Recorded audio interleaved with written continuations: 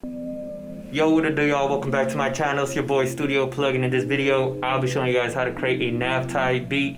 So I'm pretty much going to be breaking it down for you guys and showing you guys the basics of creating a nav type beat in a way. So let me go and just turn on my lights so we can just get started with this, set the mood, you know. Alright, also if you guys have been wondering what I use, I be using this Razer laptop just for mixing and mastering my beats. And pretty much when I do my tutorials, I'll be start using this so I don't bring too much static, because whenever I record tutorials off of this, there's always static. CPU will be running up high because I don't know if you guys know about the Razer blade, but it doesn't have any GPU, so pretty much sucks that it all has to rely on CPU. But anyway, I'm gonna have to change the color. Anyway, let's go ahead and get started. I'm just gonna set this down quick.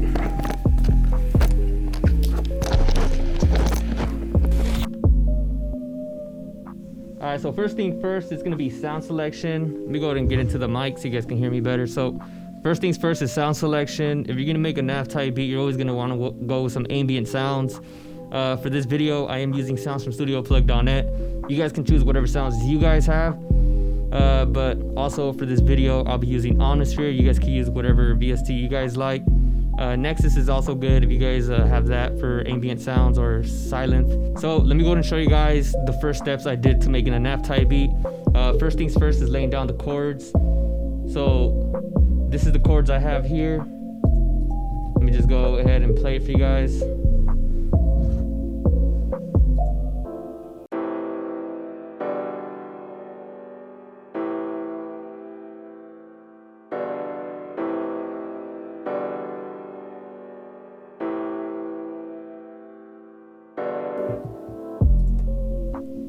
So after I pretty much have the chords down, the next thing I always do is I try to think in my head what I'm gonna do next. Like I try to finish the whole beat in my head before I even do it. So if I'm going for a nav type beat, I'm already thinking ambient. So the next thing I'm thinking is I gotta get some ambient sounds up in there. Not just that, it's depending if I wanna appreciate it, meaning if I wanna ARP it, you know, have the whole step sequence here going on. So step sequencer, if you guys didn't really catch that, but this is the next sound I did. So this is how it sounds when I choose ambient sounds, like plucks in a way, and appreciate them.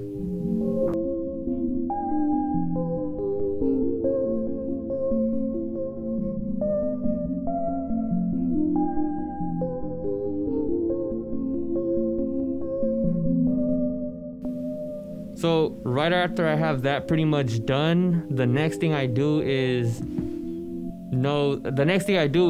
I try to go with a reverse type of flow to it, because nav has a bunch of sounds, ambient sounds that are all reversed. So let's go ahead and reverse it.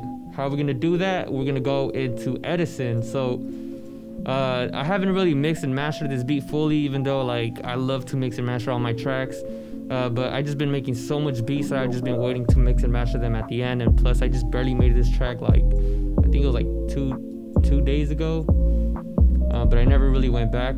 Let's see what the date is. Whatever. Anyway, let me just go ahead and cut it. So I'm gonna go on Edison and I'm gonna click record, and I'm gonna make sure that it's set to on play. Make sure you have the pattern selected, and when you have it on play, that means it's gonna start recording as soon as you push play, and it's gonna stop when you stop. So let's go ahead and play it.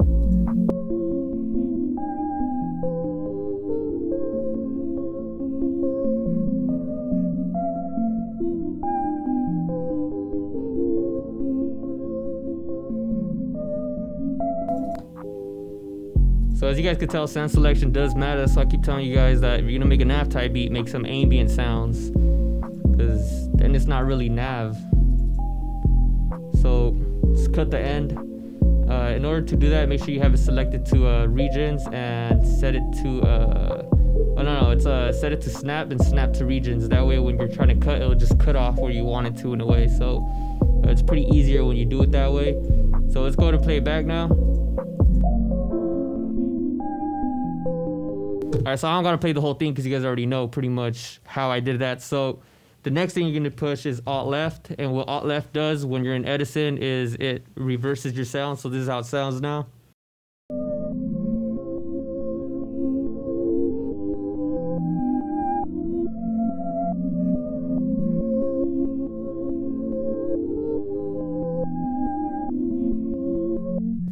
Also, I do have it at 140 BPM. I have it a little bit more sped up in a way. So the next thing I'm going to do is drag it by clicking on this little thing. This is the drag and copy sample setting. Just drag it out, put it into your playlist, and now you have it set.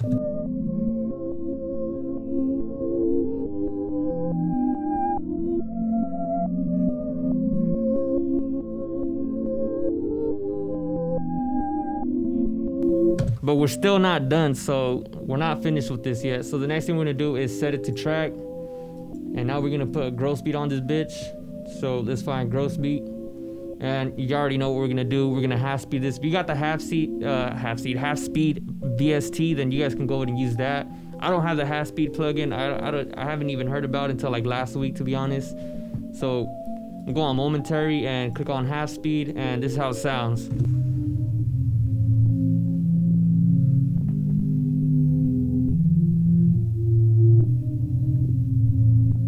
And you guys can also bring up the pitch if you guys like. So I'm gonna bring it up 12, which is 1 octave.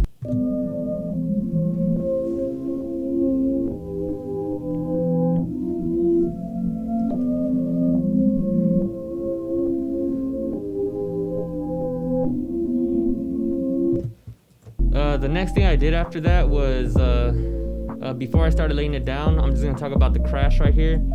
So as you guys can see, as soon as it stops, it's a crash. Let me go and unmute everything quick. So there's a little rise leading up to that crash. And that crash that's leading up to it, let me go ahead and just zoom in. Also, to zoom in, all you gotta do is push control and right click and then just like drag it down so you guys can know. And also to move it around, if you guys have the magnet tool activated and you have it set to bar and you don't want to keep going back and forth to like events, all you have to do is click on it, push Alt, and then you guys can move it around. So let me go and just put it in place. So what I did before the crash comes is I cloned the crash like this. All you gotta do is push shift and click on the sound, like shift, click, and drag it to wherever you want. And the next thing you do is click on this little spot right here. This is like the little sample. As you guys can see, it can click, and then you click on make unique. Once you set it to make unique, it pretty much creates its own separate channel instead of being the same sound. Because if I were to just to bring it up here, and if I were to reverse it, it'll reverse both of them. But if I make it unique, I'm just gonna go ahead and do it here for you guys. It'll make it into its own different channel, and then you guys can reverse that one alone. So that's what I pretty much did right here. And I just set it to reverse. That way the crash and the rise sound the same. That way nothing sounds off and everything is matching. So this is how it sounds.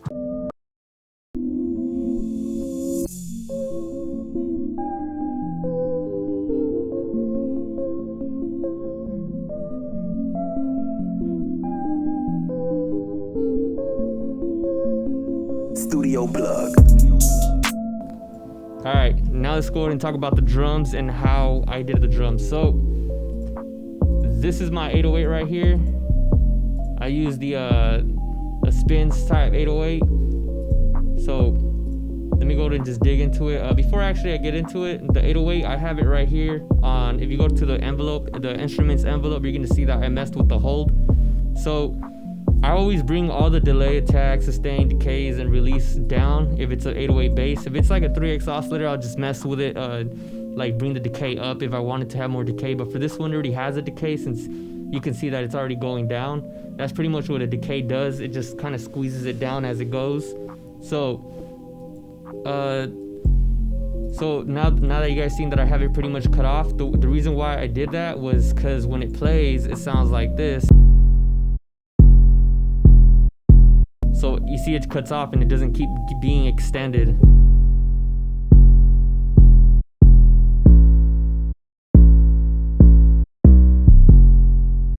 So I like to have it cut off, that way it's not just having bass throughout the whole thing. You know, you gotta make it different, you gotta make it unique as you go. You can't just have it the same way all the time. So that's what I did with my 808, and to get it in sync with the melody, I always try to use the root note of the chord. And in order to get it in sync, all you gotta do is right click on the 808 sound, go to edit in audio editor, right click in audio editor, go to regions and detect pitch regions, and you'll see that right here it is A#1. So then you'll have to go into here and go to A#1 and right click on that note. So right after I did the 808, I go in and add the kick. So when I add the kick, there's times where I have the 808 by itself, since it already has kind of that punch, and the kick playing also. So this is how it sounds with the kick.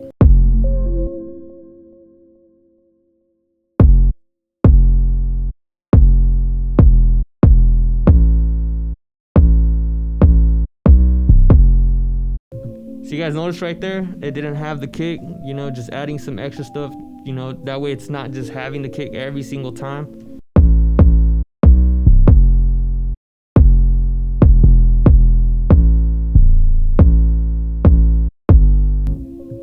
So as you can see, I don't do it just once, I do it from time to time, and I can't really tell you guys when to do it. Like it's just you're the creator, you're the one that's knowing how to do it, so you got to do it as you go. So I can't really tell you guys where and when it goes. The next thing I added was just chords by itself. Still keeping that ambient feel to it.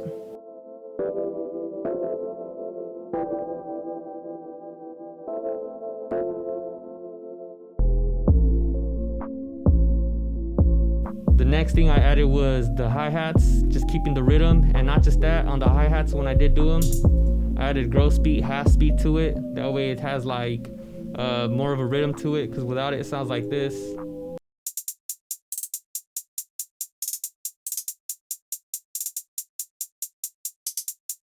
And with gross beat,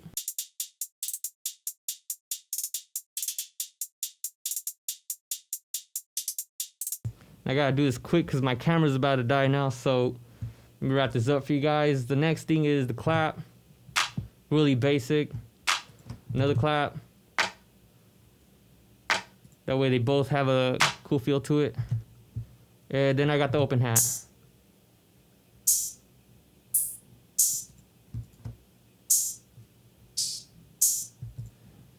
And this is how it sounds all together.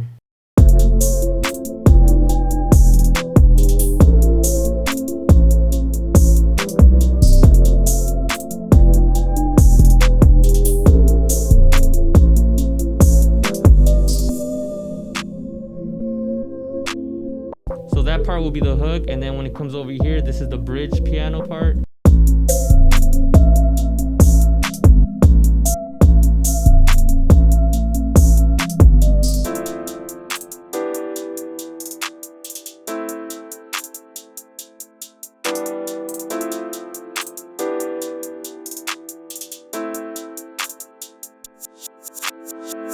And that part, I just reversed it on the main master. All I did was add gross beat and this bar, just put it all the way down.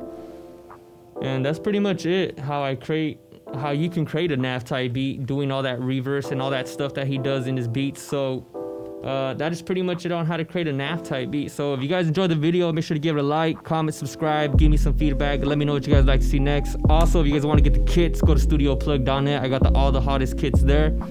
Anyway, that is all for this video. I'm gonna go ahead and let the beat play for you guys now. Anyway, thank you guys for watching, and I'll see you guys next time. Peace.